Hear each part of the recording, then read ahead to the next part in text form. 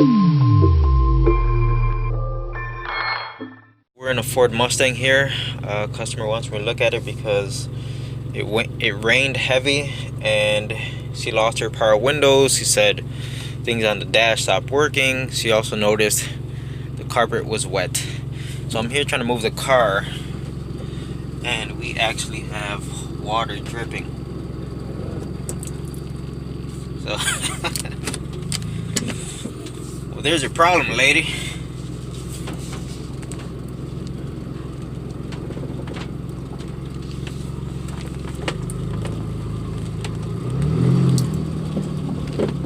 Okay, so just taking a closer look here, took the cover off, and yes, everything inside of here is wet.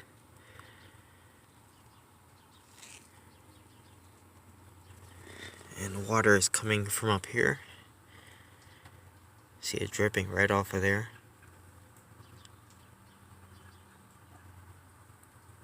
So I got this panel off, and there's this filter right here, so let's move this filter and just listen to this. Yeah, this is a swimming pool back here, so let's get a closer look if I could not drop my camera. Look at that. What is this, a BMW? Look how nasty this filter is. I guarantee you this is the original filter back from what, 2004 I think this car is.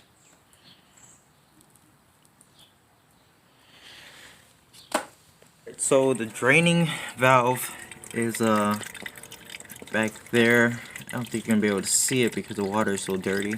But I just went in there with a tool long enough so I could reach down there and pretty much just disturb it so it becomes unclogged. And now it's actually draining out.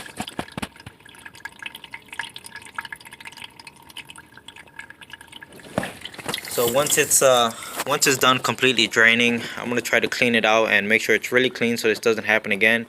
And there's also one on the driver's side, so I'm gonna take care of the one on that side as well to make sure we don't have this problem over there. And this one to be all set. I'm gonna look into getting a new cabin filter. And looking at the driver's side, here's a perfect example of one that clogs up. Let's see. Where are we at? Okay, right there. You could already see all kinds of crap and junk just jammed inside of there. So I don't know if it's enough to retain water, but we're gonna go ahead and clean all of that junk that's clogged inside of there.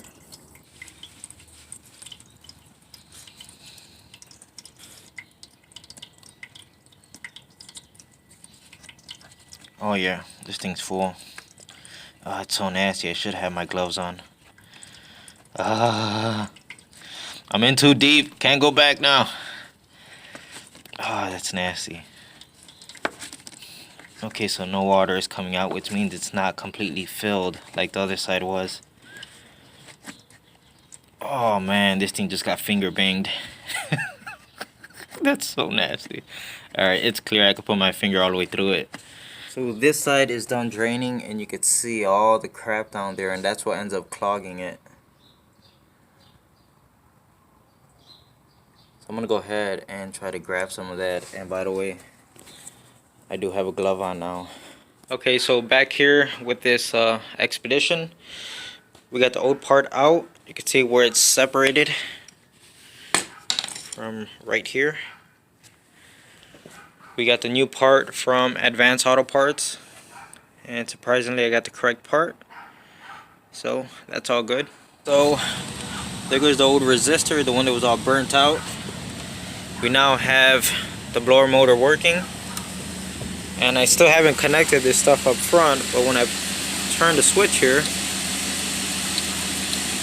you can see the wipers are working now. But you're not going to see that one very well. But everything is well. Everything is working on the truck. Just putting it back together, and the customer can pick it up. All right. So after putting in this new resistor for the blower motor, initially it didn't work. Okay, and then randomly, a few minutes later, we had our fan speeds back. Okay, and now it's not working again. So it got me thinking, you know, what could be wrong here? And then I remembered that the harness itself was burned. So not only was it relay, but when we looked inside of the pins, they were also burned. So I do have it turned on right now. Let's go ahead and touch the wires right here. As you can see.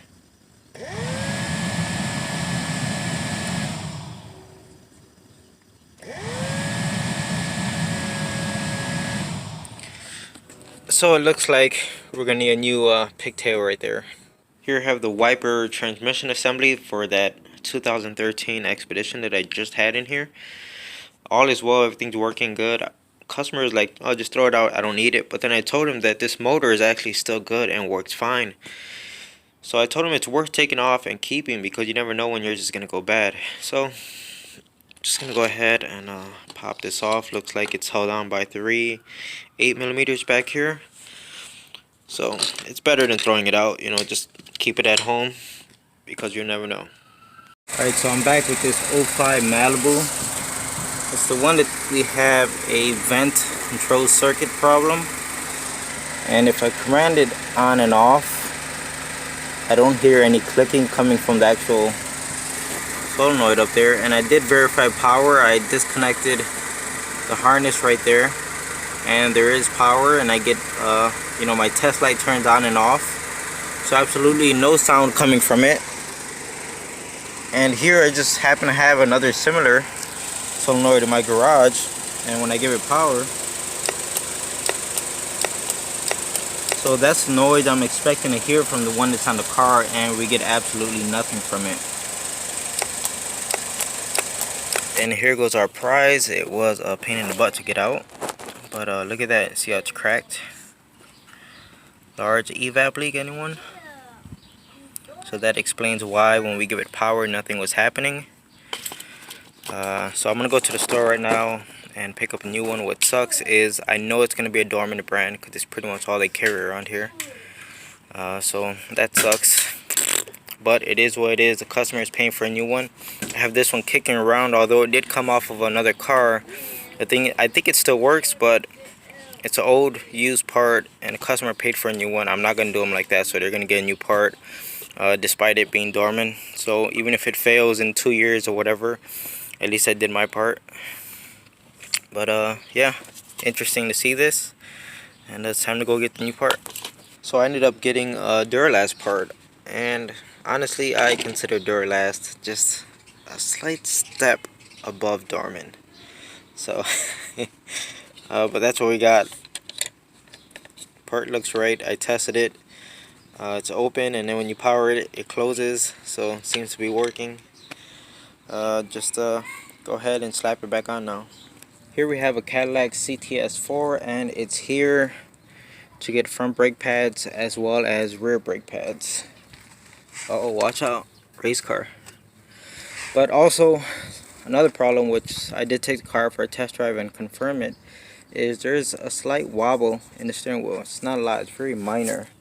Now I haven't checked the right side of the car, but let's see if this will pick up.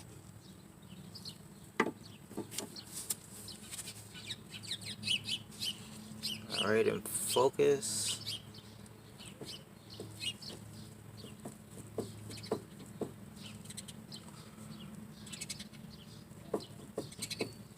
Yeah, it probably doesn't pick up very much, but that ball joint is just a little bit loose. So I still have to check a few more things. Okay, so now I'm on the right side of this Cadillac, and I was under the impression he wanted to get the brakes done, but no. He brought it up, but he said him and his cousin are going to get them done, so that's fine. He just wanted me to look at the wobble. So on the left side we had upper control arm, and on the right side, I don't know if I'll be able to get this. Kind of hard to do it one hand, I doubt it, but let's see.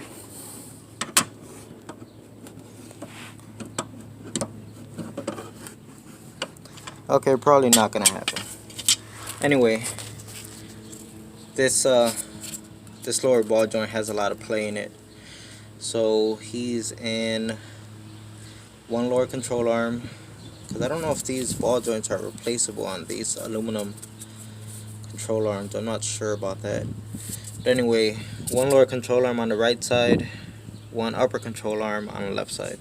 Alright, so it's time to clean up this mess I have in the garage here. The guy with the Cadillac picked up his car, he took it. I don't know what he's going to do about the lower control arms. I don't even know if he's going to bring it back or if he wants me to do it. As far as the brakes, he said his cousin and him are going to do them today. So about 15 minutes after he took the car, they come back over here asking me what size the lug nuts are because the tire iron that he has doesn't seem to fit.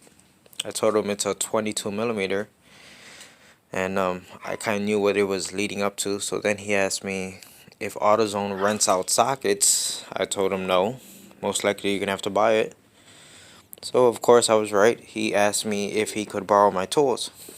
I told him no, because I pay for my tools to make me my money, and you don't want to pay me to work on your car, yet you want me to borrow my tools to you. Sorry, can't help you. I'm here inside of this Jeep Cherokee. It's an older one. Came in on the hook because it has no brakes. I was expecting a busted brake line. You know, they just tend to rot out. But I don't see a leak. And I'm even holding pressure here. And there's nothing dripping underneath the car. And when I opened this, it was completely full. So now I have to call the customer and ask him if he added fluid or what's going on here. But yeah, typically when we have a busted brake line, these things are just empty. But that's not the case here. So I'm starting to wonder if we have a bad master cylinder.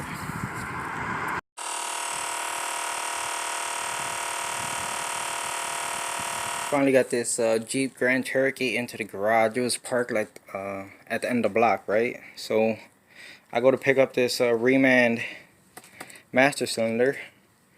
I'm thinking it's got to be that because we have no leaks anywhere. The master cylinder is completely full of brake fluid, yet the pedal just falls all the way to the ground. You know how a car that's turned off, if you pump the brake pedal like 2 or 3 times, the pedal gets firm? Well, that never happens in this vehicle. So I'm going to go ahead and call the master. There are ways of testing it if you like block off these ports right here and then go push the brake pedal, see if it builds up pressure.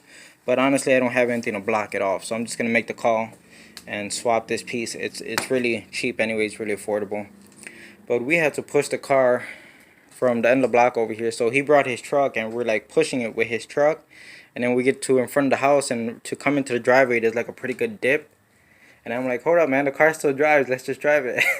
We had no problem getting it into the driveway because we just drove it up. Obviously, you don't want to go too fast, so I was trying to just creep as slowly as I can, because by the time we made it here to like the entrance of the garage, this thing did not want to stop. So he gets in front, he's trying to like hold it by the hood to stop it, and and I'm, you know, just pushing that brake pedal and it will not stop.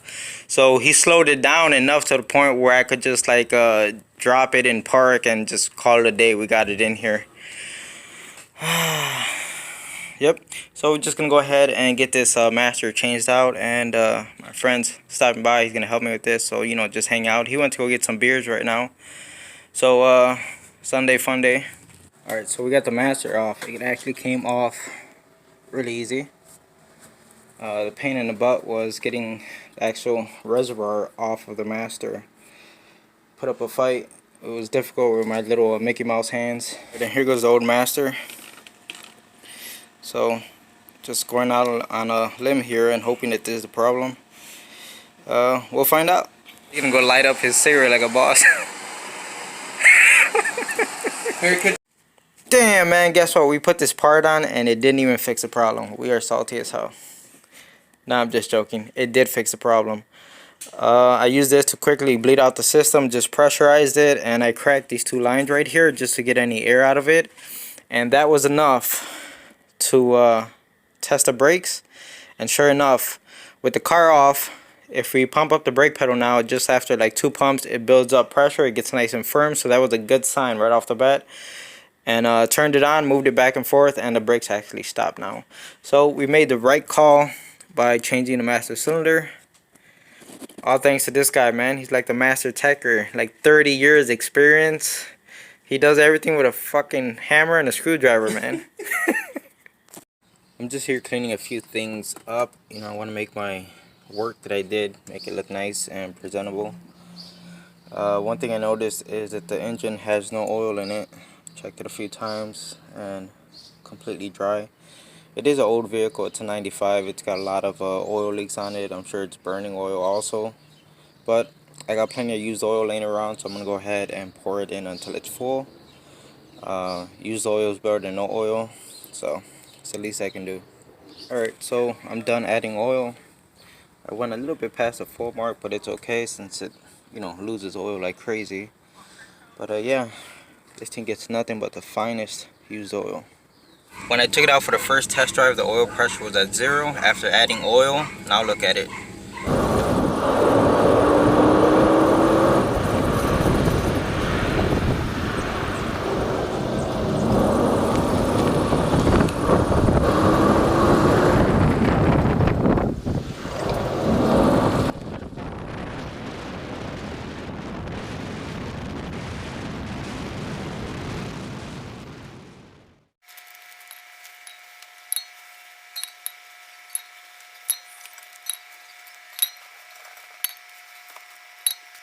Here we have a 2014 Malibu. Obviously, we're doing the front brakes here. We got new rotors, new pads, and I made sure the customer grabbed a new set of hardware kit. There was a grinding noise going on the rear side of the rotor. The pads were kind of seized in place, so I made sure I took the bracket off, re-lubed the slide pins, and I chucked the bracket in the sandblaster, took all the rust off of it. Now you can see the pads move freely inside of here. So this one's going to be all set very soon.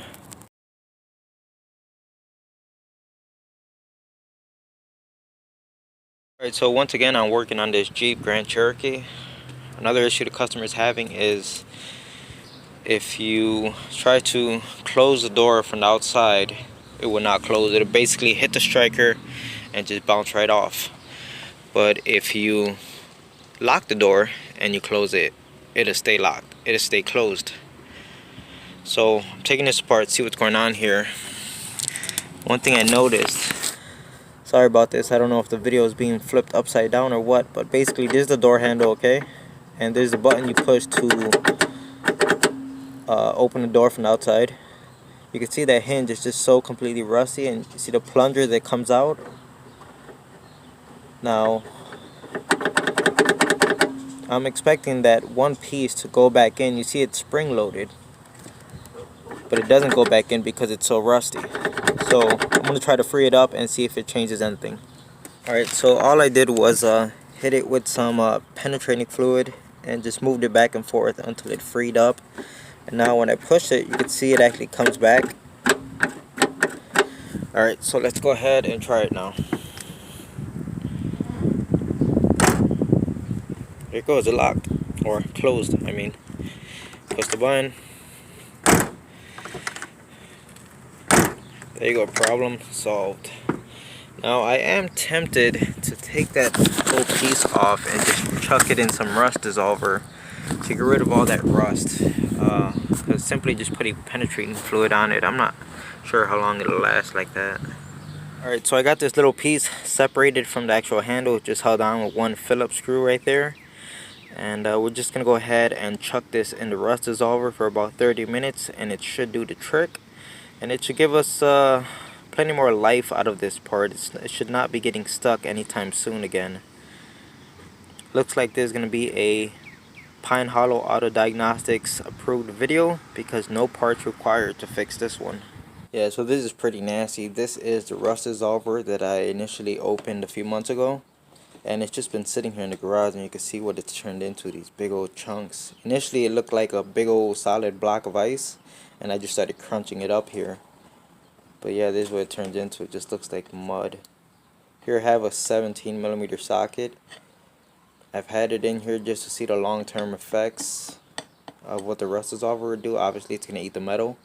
So I'll be pulling this thing out shortly to have a closer look at it. But it's time to pitch this batch right here and go get a fresh cup of rust dissolver so I could put that part in. Alright, so as you can see, I got a fresh batch of rust dissolver. Let's go ahead and put this piece in here.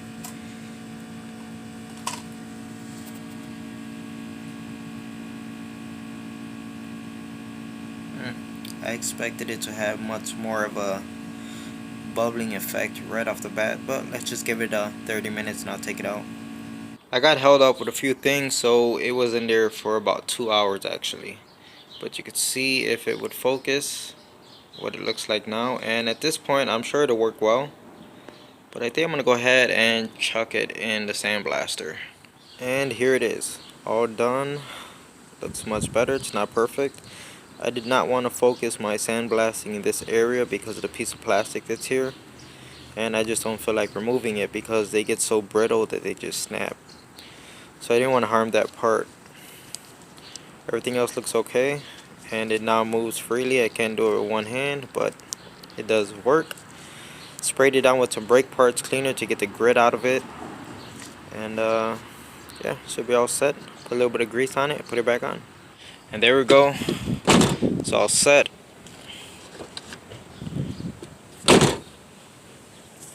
I did start the car and make sure, you know, everything works, the power windows and all that stuff. So we are good to go.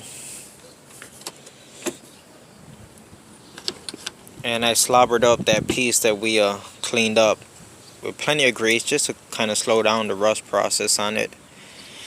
But yep, this old Jeep is all set.